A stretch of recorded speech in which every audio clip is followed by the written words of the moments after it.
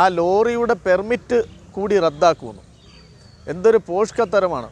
ഒരു train അപകടമോ bus അപകടമോ വിമാന അപകടമോ എന്ത് തന്നെ അപകടമുണ്ടായാലും ആ അപകടം നടക്കുന്ന ട്രെയിനിൻ്റെ പെർമിറ്റ് ക്യാൻസൽ ചെയ്താൽ ട്രെയിൻ പിന്നെ ഓടിക്കത്തില്ലെന്ന് പറഞ്ഞാൽ, വിമാനം പിന്നെ ഓടിക്കത്തില്ലെന്ന് പറഞ്ഞാൽ, ബസ് പിന്നെ ആ വഴി ഓടിക്കത്തില്ലെന്ന് പറഞ്ഞാൽ, അപ്പോൾ ഇത്തരത്തിലൊരു ലോറി അപകടമുണ്ടായാൽ ലോറിയുടെ പെർമിറ്റ് ക്യാൻസൽ ചെയ്തു.